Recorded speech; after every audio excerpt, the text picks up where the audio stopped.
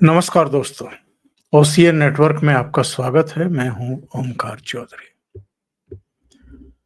लोकसभा चुनाव के नतीजे आ चुके थे। नरेंद्र मोदी तीसरी बार देश की बागडोर संभाल कर एक इतिहास रच चुके थे। प्रशांत किशोर का एक टेलीविजन चैनल पर इंटरव्यू चल रहा था। यह पूछा गया कि चूंकि भारतीय जनता पार्टी 240 सीटों पर अटक गई है और ये एक कमजोर सरकार है, ऐसे में इसका भविष्य क्या होगा? क्या नीतीश कुमार समर्थन देते रहेंगे या चंद्रबाबू नायडू की बैसाखी के सहारे ये सरकार अपनी वैतरणी पार करेगी, यानी 5 साल तक चलेगी?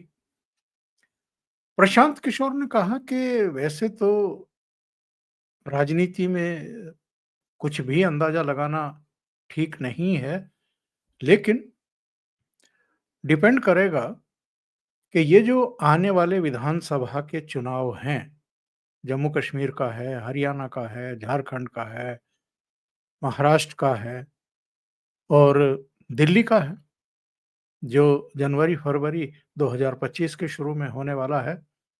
इनके नतीजे तय करेंगे कि नरेंद्र मोदी की सरकार 5 साल पूरे करेगी या बीच में ही लड़खड़ा जाएगी। और आप देखिए कि जम्मू कश्मीर और हरियाणा के नतीजे क्या रहे।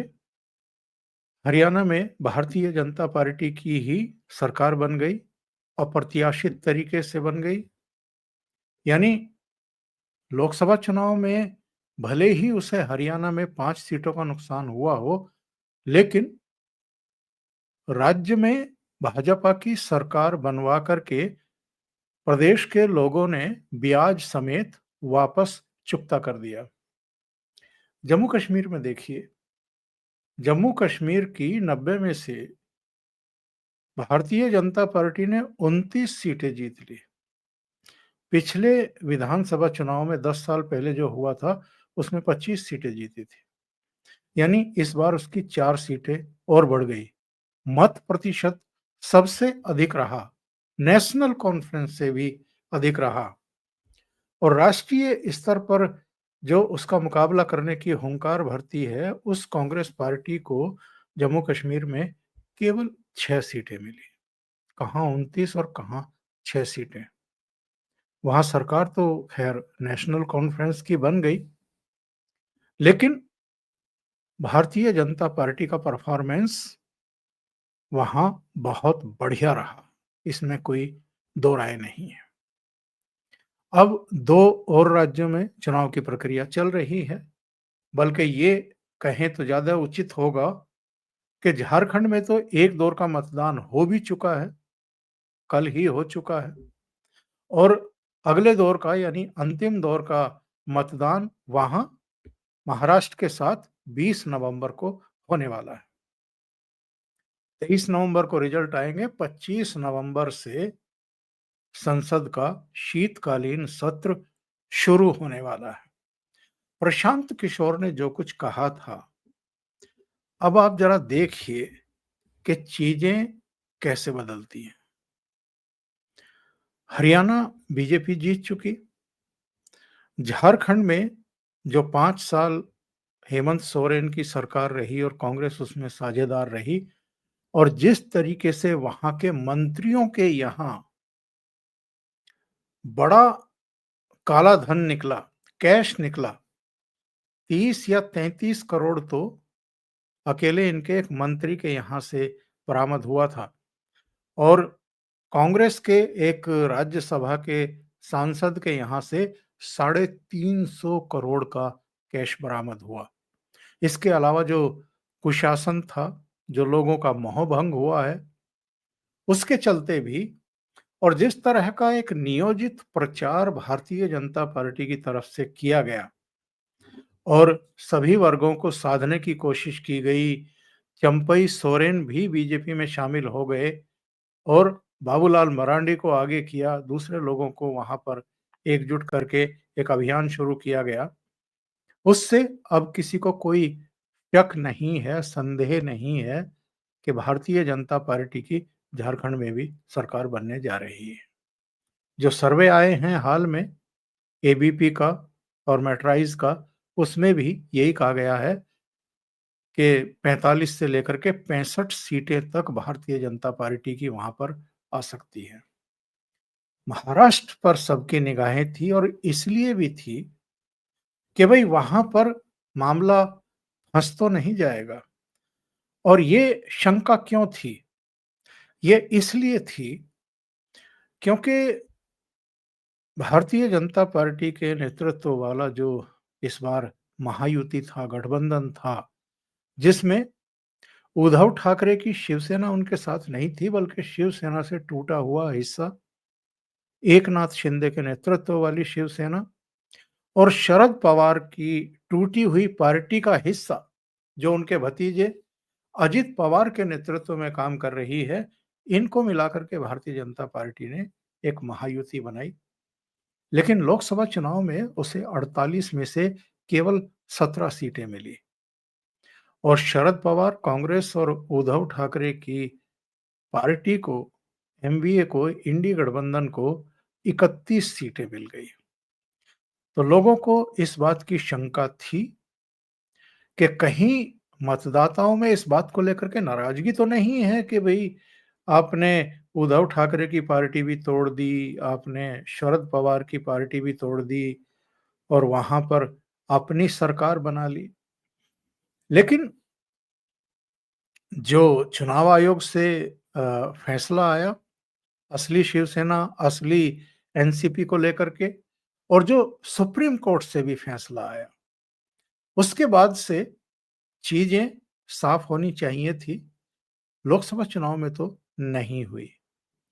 लेकिन चीजें कैसे बदलती हैं, माहौल कैसे बदलता है और किन के स्तर पर किस तरह की कब गलतियां हो जाती हैं और उससे चीजें एकदम चेंज होती हैं, इसका सबसे उत्कृष्ट उदाहरण हरियाणा के बाद अब महाराष्ट्र में देखने को मिल रहा है। अब आप पूछेंगे कि साहब हरियाणा में क्या गड़बड़ी हुई थी, क्या गलती हुई थी? वहां पर कांग्रेस पार्टी ने जाट कार्ड खेलने का एक बड़ा, जो है कहना चाहिए कि गलती कर दी, बड़ी गलती कर दी। और जिस तरीके से आंख मूंद करके भूपेंद्र सिंह हुड्डा और उनके बेटे दीपेंद्र हुड्डा पर भरोसा कर लिया और जो बाकी की लीडरशिप थी उसकी पूरी तरीके से उपेक्षा कर दी। टिकट वितरण में भी, चुनाव प्रचार के मामले में भी, दूसरे मामलों में भी। उससे क्या हुआ कि हरियाणा में जो गैर जाट थे उनको लगा कि पिछले 10 साल में जिस पारदर्शी तरीके से नौकरियां मिल रही थी, अवसर मिल रहे थे बाकी लोगों को, अगर भूपेंद्र हुड्डा की ही सरकार आ गई, यानी फिर से अगर जाट मुख्यमंत्री बन गया, तो फिर हमारे बच्चों की नौकरियां छिन जाएंगी। क्योंकि कई कांग्रेस के नेताओं ने ये कहना शुरू कर दिया था कि इतने हजार नौकरियां तो मेरे कोटे में डाल दो, मैं इतने लोगों को लगवा दूंगा। इसका मतलब ये है कि पारदर्शी तरीके से मेरिट के आधार पर और साफ सुथरे तरीके से जो नौकरियां मिल रही थी 10 साल में, अब वो एरा खत्म होने वाला है। अब फिर से वही खर्ची पर्ची का दौर आ जाएगा भूपेंद्र सिंह हुड्डा के बनते ही। विनेश फोगाट को जिस तरीके से आगे किया गया और भी तमाम घटनाएं हुई जिसके चलते वहां पर गोलबंदी हो गई और भारतीय जनता पार्टी फिर से सत्ता में आ गई। और हमें नहीं भूलना चाहिए कि चुनाव प्रचार के 10 दिन जो अंतिम थे, उनमें योगी आदित्यनाथ ने करनाल और दूसरी जगहों पर जाकर के बटेंगे तो कटेंगे का उद्घोष किया था, हिंदुओं में जन जागरण किया था। और कई जगहों पर कुछ ऐसी घटनाएं घटी थी कि हिंदू सड़कों पर उतर आए थे।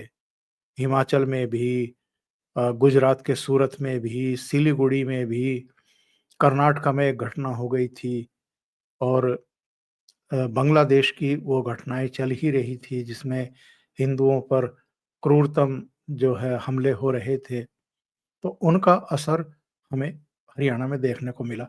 वो सारी चीज़ें महाराष्ट्र में भी इस समय लागू हैं। ऐसा नहीं है कि महाराष्ट्र इस देश से अलग है। जो भी वो सारी घटनाएँ घटी थी, वो सब और अभी कनाडा में भी कुछ घटनाएँ घटी हैं, तो उन सब का असर हमें महाराष्ट्र में भी दिखाई देगा। और एक बड़ी गलती मल्लिकार्जुन खड़गे ने कर दी। उन्होंने जिस तरीके से उत्तर प्रदेश के मुख्यमंत्री और भारतीय जनता पार्टी के इस समय स्टार प्रचारक, जिनको केवल उत्तर प्रदेश नहीं साहब, उत्तर प्रदेश के बाहर भी लगभग पूरे देश में ही लोग बुलाते भी हैं कि योगी जी को भेज दीजिए हमारे यहाँ, और लोग सुनते भी हैं। भीड़ उमड़ती है उनकी सभाओं में, उनको देखने के लिए भी, उनको सुनने के लिए भी।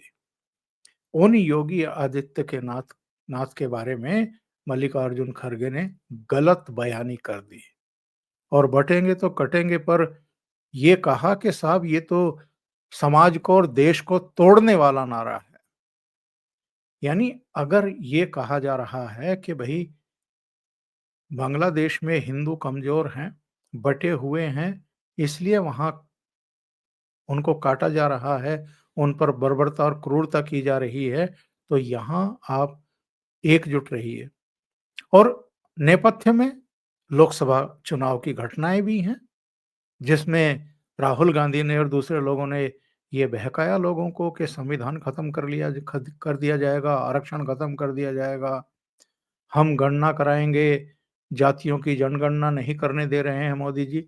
यानी जो हिंदू एकजुट हुआ था भगवान राम मंदिर के प्राण प्रतिष्ठा के बाद और मंदिर निर्माण के बाद, उसको तोड़ने का काम बहुत नियोजित तरीके से राहुल गांधी और दूसरे लोगों ने किया और जातियों में विभाजित करने का नतीजा ये हुआ कि उत्तर प्रदेश तक में भारतीय जनता पार्टी को 2019 के मुकाबले 29 सीटों का नुकसान उठाना पड़ा।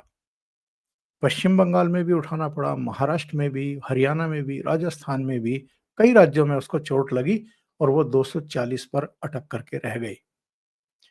तो योगी आदित्यनाथ ने, मल्लिकार्जुन खड़गे ने जो कुछ उनके बारे में कहा था, गेरुआ पहनते हैं, सिर पर बाल नहीं हैं, राजनीति में आ गए हैं, भगवा अगर धारण करना है तो राजनीति में क्या मतलब है?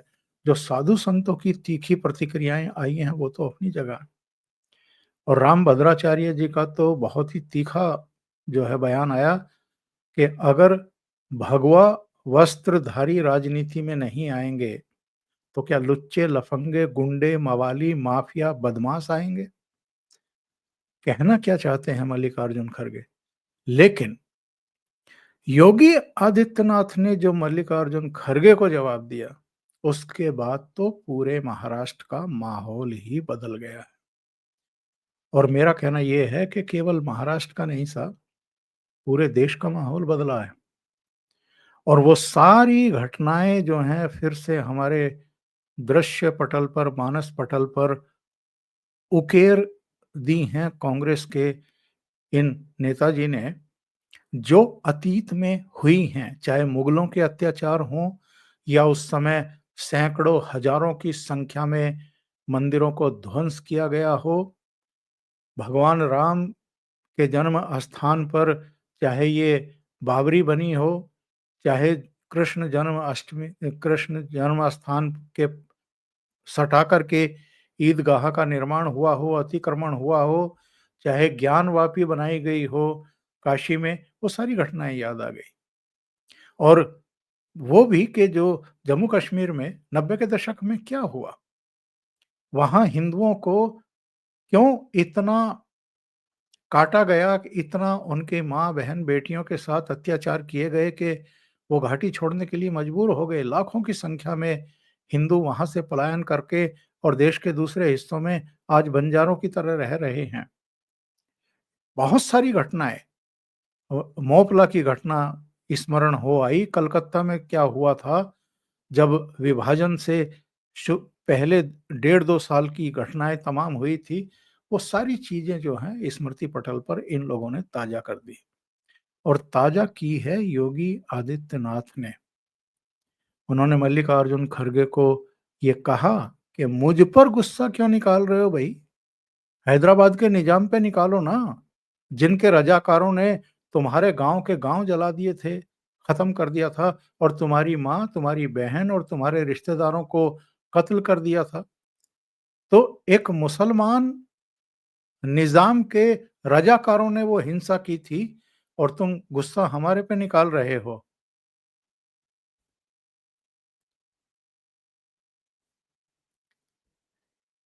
ये योगी आदित्यनाथ का वक्तव्य था, अभी प्ले नहीं हो रहा है किन्हीं कारणों से, लेकिन योगी आदित्यनाथ के उस बयान ने पूरा माहौल ही चेंज कर दिया। इसके अलावा अमित शाह के बयान, अमित शाह ने ये कहा कि साहब, ये जो इस समय वातावरण बनाया जा रहा है कि साहब हम जो हैं उसको वक्फ संशोधन विधेयक को पारित नहीं होने देंगे, उसका रास्ता रोक लेंगे। उन्होंने कहा कि संसद के इसी सत्र में ये पारित किया जाएगा, इसको कोई रोक नहीं सकता है। अभी आप सुनिए क्या कहा उन्होंने।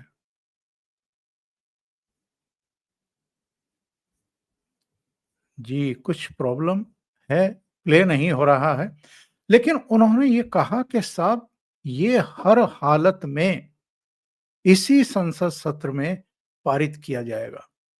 और प्रधानमंत्री नरेंद्र मोदी ने भी ये कहा, उनका भी एक बयान आया है कि मैं चुनौती देता हूं इस इंडी गठबंधन को, एमवीए को, इनके घटक दलों को, और खास तौर से उद्धव ठाकरे के लिए उन्होंने एक तरीके से चुनौती पेश की है कि जो औरंगजेब की तारीफ करते हैं उनके मुंह से आप वीर सावरकर की प्रशंसा करा दीजिए और बाला साहब ठाकरे की भी प्रशंसा करा दीजिए। उनका इशारा राहुल गांधी की तरफ था और कांग्रेस की लीडरशिप की तरफ था। और ये ऐसे बयान हैं, ये ऐसी घेराबंदी है कि साहब इसके बाद पूरी तरीके से ये बैकफुट पर हैं। और रही सही कसर एक मौलाना ने पूरी कर दी, मौलाना सज्जाद नोमानी। इन्होंने 2 दिन पहले भी बयान दिया था, प्रेस कॉन्फ्रेंस की थी, एक वीडियो भी जारी किया था, जिसमें इन्होंने एमबीए को सशर्त समर्थन देने का ऐलान किया था और 17 शर्तें उद्धव ठाकरे को, कांग्रेस पार्टी को और शरद पवार को भेजी थी। और वो मांगे ऐसी-ऐसी हैं जो कभी विभाजन से पहले जिन्ना ने रखी थी अंग्रेजों के सामने और कांग्रेस के सामने। लगभग उनसे मिलती-जुलती ही मांगे हैं। महाराष्ट्र में 10% आरक्षण की मांग मुसलमानों के लिए, 1000 करोड़ रुपए की मांग कि महाराष्ट्र के वक्फ बोर्ड को 1000 करोड़ रुपया दिया जाए। इसके अलावा जो दंगाई बंद हैं, उनको रिहा किया जाए। इसके अलावा इन्होंने कहा है कि महाराष्ट्र की 48 जिलों में जो मस्जिद है, जो दरगाह है, जो कब्रिस्तान है, उसका सर्वे कराया जाए ताकि पूरी वस्तु स्थिति स्पष्ट हो सके। और 2012 और 2024 के बीच में दंगे फैलाने के आरोप में जो मुसलमान बंद हैं, उनको जेलों से रिहा किया जाए। तो ऐसी-ऐसी मांगे इन्होंने रखी हैं और पूरी तरीके से इस चुनाव को सांप्रदायिक आधार पर एक तरीके से ध्रुवीकृत कर दिया है, बाँट दिया है। और उसका नतीजा ये है कि भारतीय जनता पार्टी का तो काम इन्होंने ही आसान कर दिया है।